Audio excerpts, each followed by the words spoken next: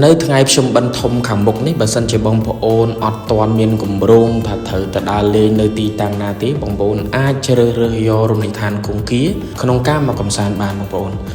ជំរាបសួរអង្គពុំមិញពុកម៉ែបងប្អូនទាំងអស់គ្នាដោយដែលវីដេអូមុនខ្ញុំបានបញ្ជាក់ជូនអង្គពុំមិញពុកម៉ែបងប្អូនទាំងអស់គ្នាអញ្ចឹងសម្រាប់រមណីយដ្ឋានគង្គាគឺជារមណីយដ្ឋានមួយដែលគេនិយមមកកំសាន្តមកទស្សនាមកលំហែនារដូវវស្សាជាពិសេសនៅរដូវកាន់បិណ្ឌ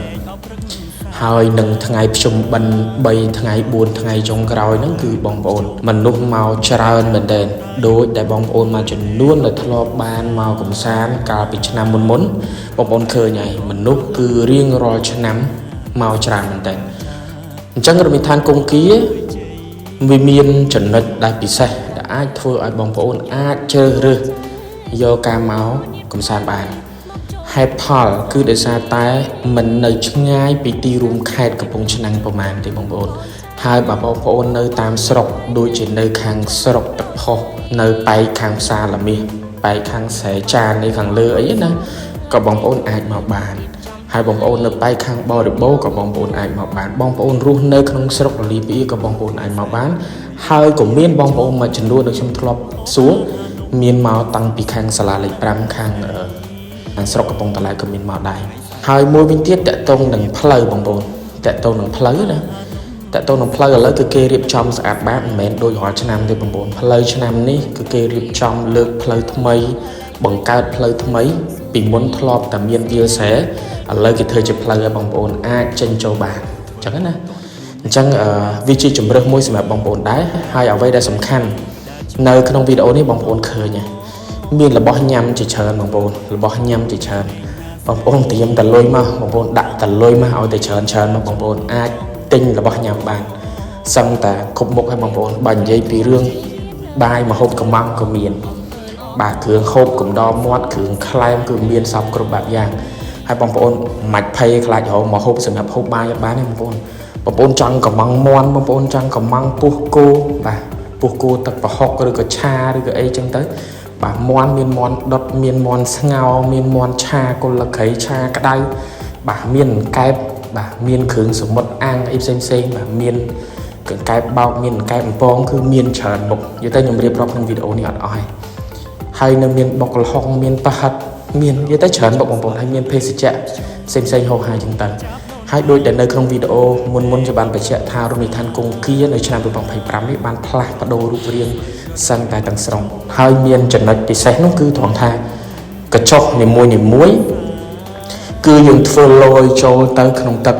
បាទអញ្ចឹងមានអារម្មណ៍ថានៅពេលដែលបងប្អូនទៅអង្គុយដូចបងប្អូនអង្គុយលើទឹកចឹងបាទចុះបងប្អូនអាចមើលទៅទីធ្លាកន្លែងក្នុងស្ទឹងហ្នឹងគឺស្រឡះមុខស្រឡះមាត់បងប្អូនណាអញ្ចឹងទីខ្ញុំរីកមិនឲ្យបងប្អូនដាក់នៅក្នុងចិត្តមួយហើយបងប្អូនធ្វើការសម្រេចចិត្តបាទហើយឥឡូវថ្ងៃនេះបើរាប់ទៅសល់តែប្រហែលថ្ងៃទៀតគឺភ្ជុំបិណ្ឌធំហើយអញ្ចឹងនៅថ្ងៃភ្ជុំបិណ្ឌធំគឺបងប្អូនអាចគិតមើលថាតើគួរតែមកលេងអត់ហ្នឹងហើយអញ្ចឹងពីខ្ញុំជំរាបជូនបងប្អូនប៉ុណ្ណឹងហើយបើសិនជាករណី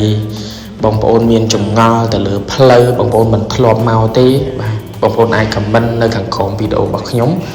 បាទហើយសង្ឃឹមថាបងប្អូនពេញចិត្តវីដេអូមួយនេះហើយនឹងសង្ឃឹមថាបងប្អូនអ្នកកំពុងឆ្នាំងជួយ share វីដេអូនេះឲ្យបានច្រើនហេតុអីបើខ្ញុំសនំពរបងប្អូន share គឺខ្ញុំចង់បញ្ជាក់ថាវាស្មើដល់បងប្អូនបានជួយលើកកម្ពស់វិស័យទេសចរនៅក្នុងខេត្តកំពង់ឆ្នាំងរបស់យើងនេះសម្រាប់អ្នកដែលនៅក្នុងខេត្តកំពង់ឆ្នាំងណាហើយបើអ្នកដែលនៅក្រៅខេត្តកំពង់ឆ្នាំងបងប្អូន share ក៏ស្មើដល់បងប្អូនបានជួយវិស័យទេសចរនៅក្នុងប្រទេសកម្ពុជារបស់យើងបាទអញ្ចឹងក្នុងវីដេអូនេះខ្ញុំសូមចិត្តឲ្យបងប្អូនទាំងអស់គ្នាជួយ share វីដេអូនេះចេញម្នាក់មួយហើយបើអាច mention ឈ្មោះមិត្តភ័ក្តិក្រុមគ្រួសារបងប្អូនដែលគិតថាចង់បបួលពួកគាត់មកកំសាន្តនៅថ្ងៃចុងសប្តាហ៍ក៏ដូចជាថ្ងៃភ្ជុំបិណ្ឌធំបងប្អូនអាច mention ឈ្មោះពួកគាត់បាទហើយបើនិយាយពីម្ហូបអាហារគឺអត់ថ្លៃ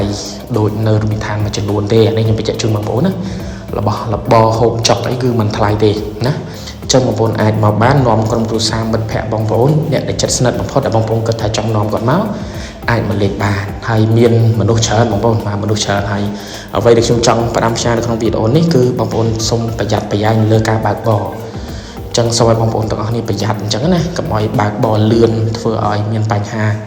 ណាមួយកាត់ឡើងអញ្ចឹងនៅក្នុងវីដេអូនេះខ្ញុំមានប៉ុណ្ណឹងបើបងប្អូនស្រឡាញ់ចូលចិត្តខ្ញុំក៏ដូចជាវីដេអូរបស់ខ្ញុំសូមជួយ share និង comment ពាក្យល្អៗក៏ដូចជា react បេះដូងមេដៃផ្សេងៗនៅក្នុងវីដេអូនេះផងអរគុណច្រើនគោរពជម្រាបបាទមួយទៀតបងប្អូនបើសិនជាករណីបងប្អូនចង់ឃើញមុខពិតរបស់អ្នកលក់ដែលខ្ញុំដាក់នៅក្បាលវីដេអូនេះបងប្អូនអាចមកលេងបានគឺបងប្អូនអាចឃើញសម្រស់ពិតអរគុណច្រើន